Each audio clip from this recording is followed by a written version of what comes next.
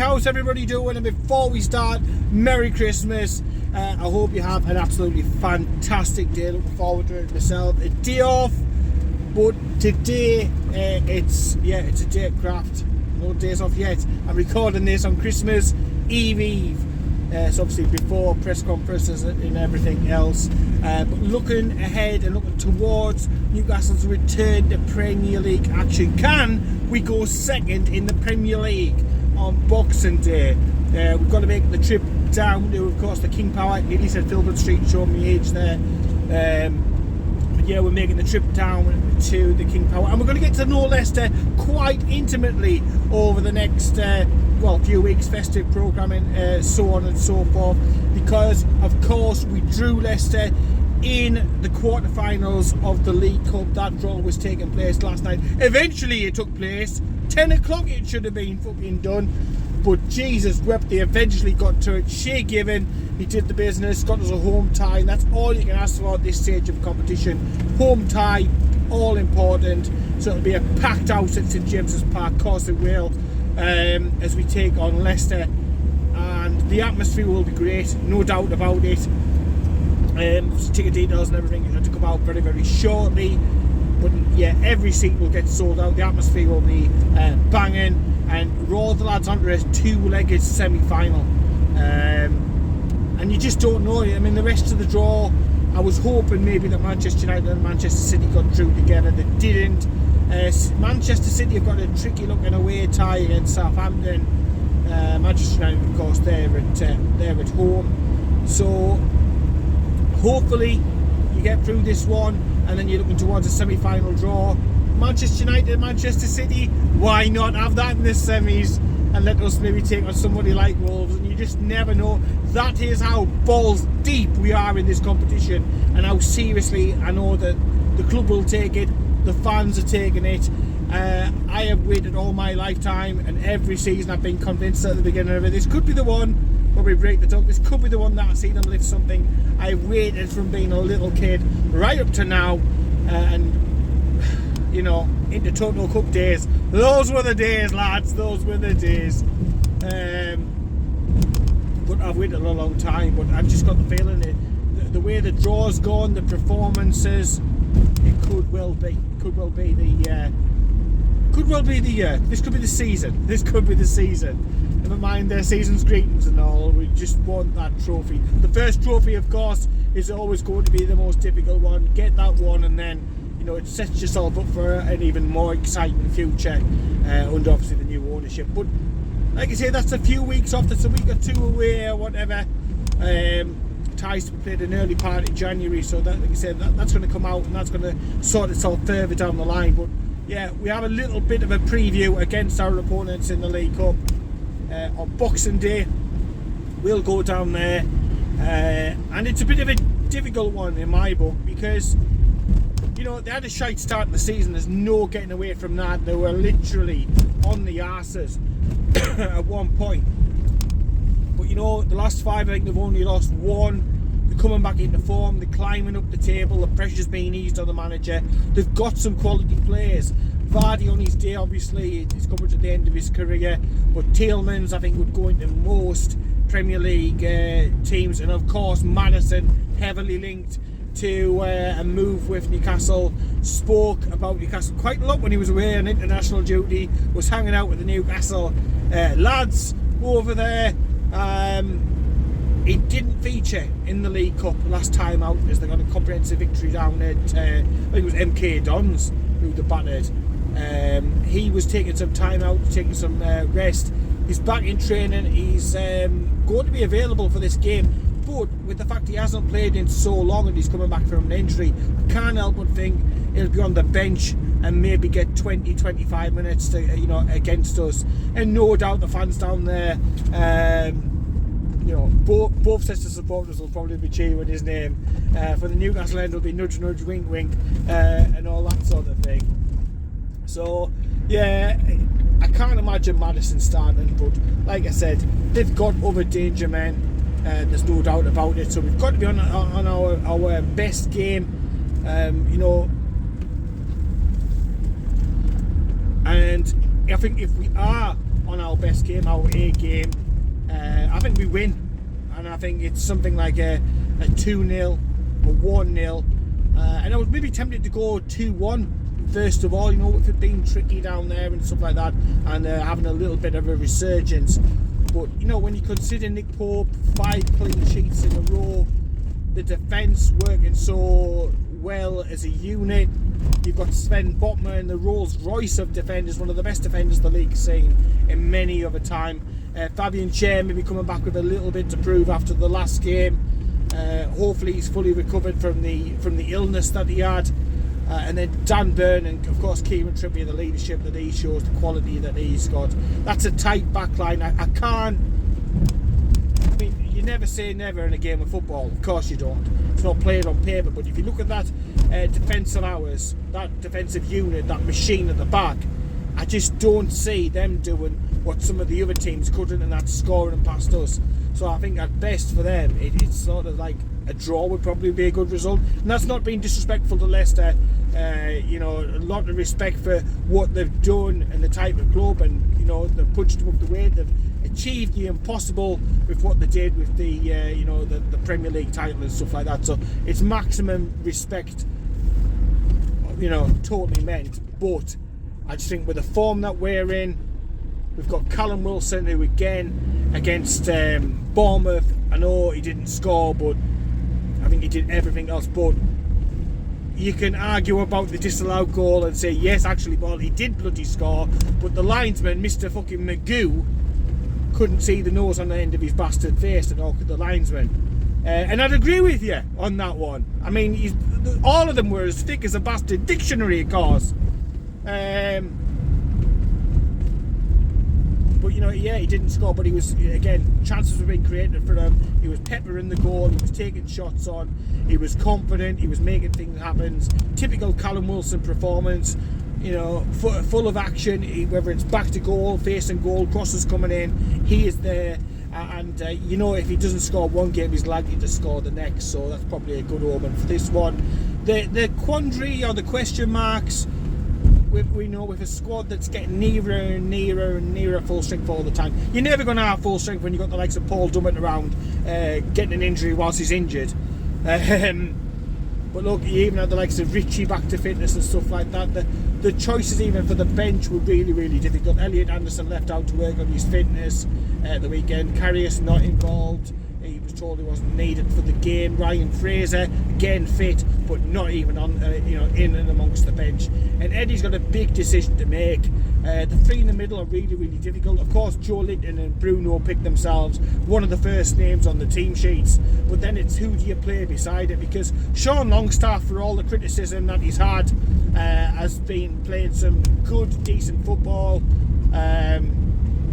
Reminded us as well that he can score goals also. But then you've got Joe Willock, who has been absolutely fantastic recently in the league, has done some great stuff. So it's who do you play, who misses out. Whoever misses out, it'll be by an ant snob and can rightfully feel disappointed. Does he go for Sean Longstaff for the more battling qualities?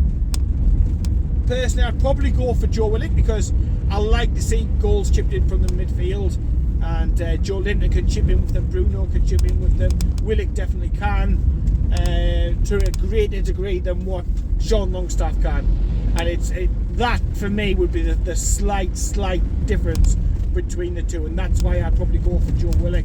But Willock's got to know he needs the performances, he needs to perform out on the pitch, he needs to bring his A game to each and every game, because you're going to have somebody breathing down your neck for your shirt straight away. And yeah, Sean Longstaff can be that off the bench for this game, I believe.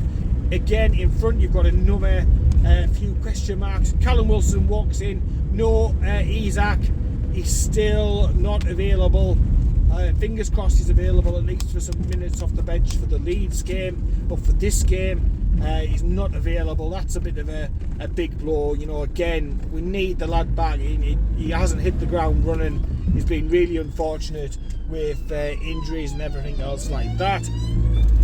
So Yeah, up top, yeah, Wilson, you know, it cushions the blow as long as he stays fit, as long as he doesn't get injured, get a knock, a strain or something like that, we're okay. Chris Wood will jump on the bench, of course. He'll be there as the option to bring on 70 minutes or so if things are going well. And then either side, this is again one of the questions. Go right hand side, you've got Miggy obviously cutting in on that left hand foot because he's absolutely fucking useless with the right foot. Oh my word, did you see the miss? The miss in the cup, oh my word, just put your foot through it and that would have been a goal. It's really the most lopsided 1-0 you'd ever likely to see that game. But yeah, you're going to have Miggy on the right hand side, cutting in with the left hand foot, producing the magic. Can he continue with the goals? I think it's 8 goals, I think, now this season that he's got. I think he's 2 in front of Callum Wilson. So again, Wilson will want to catch that gap up and overtake and be the club's leading scorer this season, no doubt about that. So you've got Miggy one side, Wilson in the middle, and then it's again the left hand side. You know, you could have played Joe Linton out there, and then obviously had Willick and Longstaff in the middle and gone with it like that. I don't think that'll be the case, to be honest. You've got Jacob Murphy you can play out there, of course, the aforementioned Ryan Fraser, and you've got Alan St Maximum. And for me, if you watch back the Manchester City highlights, watch back that 3-3 game, and then come back to the who should play on the left hand side debate, because, you know, he's come on, he's brought energy, he's tried to be impactful. To me, Alan St Maximum has to come in on that left hand side. You look at the moments of magic against the likes of Wolves this season, that display against Manchester City, and there's no question about it for me. The Saint has to be on the left hand side. He is a match winner. He is a player who can be frustrating for, you know, so many minutes of the game, but then can produce those match winning instances. He can produce a goal out of nowhere. He just tries things that you'd think, no, don't try, just you need to pass, or you know what I mean, you need to do this, that and the other. But he just produced those moments, and I think this is going to be a tight game, so it could be a moment of magic that unlocks the Leicester defence and gives Newcastle a hugely important 3 points, and that's what it's about. So I'd play the Saint. So my prediction, what I think Eddie's going to go with, what I would go with as well, to be honest, Nick Pope in goal, right back here in Trippier, Fabian Schär alongside Sven Botman. Dan Burn continuing to deputise at left back because he's done nothing wrong. Obviously he's got that aerial threat, you know, at both ends of the pitch. Absolute giant. In the middle, Bruno flanked by Joe Linton and Joe Willock. Up front, Callum Wilson, and then you've got on one side Miggy Almiron, and on the other side Alan St Maximum. Unlucky for Jacob Murphy, not the most fancy, you know, will sort of play a glamorous name or whatever you'd like to say, but yeah, you can say disappointing, you know, for the lad to sort of miss out. But look, when you've got players like St Maximum, absolute diamonds in the rough, you've got to give them game time. We've got to get him back up to speed. We need the performances like we had against your Manchester Cities. We need the goals like against Wolves away at Molineux when we drew in the league. We need him back in, and we need him back up to speed. We need him firing. He's barely featured this season, let's be honest. So again, it's another massive boost to Eddie Howe's team, who've already been doing the business, to be able to call upon somebody like that who hasn't had much game time. So again, he's going to be fresh as a daisy, and he's got a point to prove. And he's already spoken about that in the press recently about, you know, he knows he's an automatic pick at the moment, but with that will become a determination. He promises to show his best football, the best side of him, and everything else like that. So I for one can't wait to see, you know, what he's on about and what's to come with him, because he is absolutely class. I know I'm either people with the frustrations and gnawing into my soul, and I'm there each and every week at home at St James's Park. I see the frustrations, but I also see the moments of magic. I also see the difference maker that lad can be. You know, as well, and it's a sign of how far we come. I think Leicester will have not really wanted us to be, the first game back in the league. They will be fearing us, no doubt about it. With the likes of Bruno Guimaraes going to be high on their list of players that they will want to watch and they will be worrying about. I personally think we will win this game. I think any points you get from there is good points. We were absolutely slaughtered previously down there, so again I think Eddie will use that as part of motivation and part of reminder for the players about how if you're 1% off in your approach, you can get royally fucked down at the King Power. So taking nothing away from Leicester, with the greatest respect, I'm going to go for Newcastle taking it. We'll go 1-0. We'll go 1-0. Callum Wilson 1-0. Second half, I can picture maybe another fantastic Trippier across, because he had a beauty against Bournemouth, which won us the game, which got us progressing in the cup midweek. What a fantastic fucking cross that was from Kieran Trippier. So another repeat 1-0, that'll do absolutely fine and set us up for a great match against Leeds for the last game of this year. Yeah, so that's my predictions, and looking forward to getting obviously into the transfer window after that. Players can be bought and registered early, so if we are to do any early business, they will be able to to play in the games if Eddie feels that he needs that option, or he can bring them onto the bench or whatever. But yeah, looking forward to January and seeing what business we can do. I'm expecting 1 or 2 to go out. Karius looks as if that ship is sailing, but he had a fantastic game over in Saudi, didn't he? So fingers crossed the club could do something on that and maybe move Darla on and give him the chance to be number 1 in somewhere, maybe a championship club or something. That would be absolutely fantastic. But we'll be doing some wheeling dealing. Some players moved out, 1 or 2 players being brought back in. It isn't going to be like last January where there was panic mode in. It's going to be quality over quantity. It is going to be fine tuning as opposed to trying to sort of patch the fucking hole in the side of the Titanic up, which it was a year ago when we all thought we were fucking doomed to relegation. So yeah, exciting times to come. Looking forward to the game. I mean, I know we've had the World Cup and stuff like that, but as I've said repeatedly on videos, it isn't the fucking same. I would always rather that Newcastle qualified for Europe even, or certainly won a cup, than England win the World Cup. It's different gravy. It's always club first, country second by quite a distance. When it comes to yours truly, that's just the way it is. It's just totally different emotions, totally different everything. Yeah, over the moon with the cup draw. Looking forward to January. Confident about the game on Boxing Day. And it's nice, isn't it? We haven't had that level of confidence in seasons go by. It was like, oh, Newcastle are gonna fuck me Christmas up and probably fuck me New Year up as well. But there's none of that these days, is there? It's happy days at St James's Park, and long may that continue. Hopefully no injuries as well. We don't want any of that. We need our best team available for what is still a pretty hectic festive schedule with some massive games coming up. So let me know what you think down below about the team, who's going to play, who's going to not, who comes in, who starts in the midfield, who doesn't,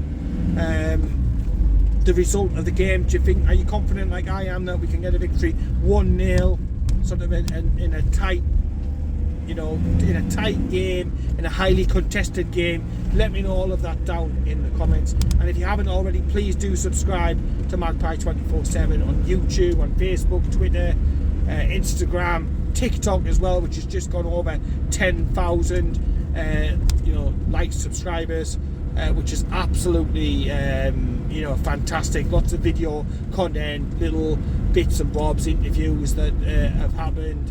The weird and wonderful of Newcastle United. We all, anything video wise we'll put up on there as well, so well worth checking out. Appreciate the support, and like I touched on at the beginning of the video, I hope you have an absolutely fantastic Christmas. Enjoy it with your friends and your family and everybody else around you. Hope you get what you want. I'd love 3 points. That's all I'm concerned about. As long as the family are okay, kids are happy, and we get 3 points on Monday. So in the meantime, take care, keep it tuned, keep it Magpie 24/7, of course, and I'll speak to you later.